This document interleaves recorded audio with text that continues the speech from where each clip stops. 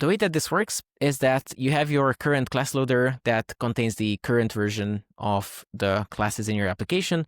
For example, I have this simple offset class here with just a single property in it. And when you receive new bytecode and you want to load the new version of classes into the app, those classes will be loaded into a side universe class loader. All of the existing instances of offset, in this case, that are already in memory, will be migrated from the old version to the new version. And once that's done, the side universe class loader simply becomes the primary class loader, and the execution of your application continues from there. Let me show you a more visual example of what that migrating part actually looks like, because it's not trivial that we can take existing objects that are already in memory and we can change their structure. So how do we do that with DCVM? Again, let's stick with this example of an offset class, and let's say that we have a couple of instances of it already in memory. So we can imagine that these would sit somewhere in the heap. They would all have the object header that every object on the JVM has, and they would also have the space in memory where they store their actual values. Because we're storing just a primitive int here, it would be the actual value of the int that's stored there in memory. In order to add a new field to this class, we'll need to allocate new memory for each of these instances.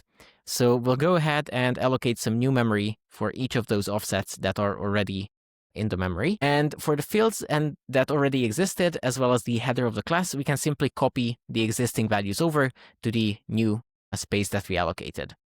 And then we'll have the space that is the make space for the new property that we added, that y property up there. And new properties like this, we just have to initialize to some kind of value. And the way that we do this is that we use the JVM defaults in this case.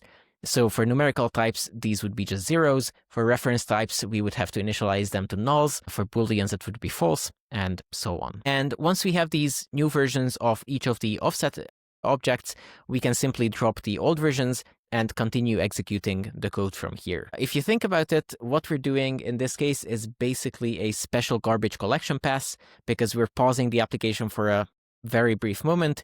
We're moving some existing objects to new locations within the memory, and then we can resume executing the app. So we're kind of just performing a garbage collection here, but we are also changing the structure of classes potentially as that's happening. So once we have all of the classes changed and the bodies of functions reloaded across the old and the new version, as you have made your code changes, we also need to invalidate some of the Compose UI, as I mentioned. So for this, we need to do some intelligent diffing of which part of the Compose code has changed exactly. For this, we maintain complex structures in the background, and I'll reference a talk at the end of this one that you can check out if you want to learn the details of that. But essentially, we keep track of the contents of every group and every function that's used in your Compose code, and we can detect changes in the bytecode of each of those different composable groups.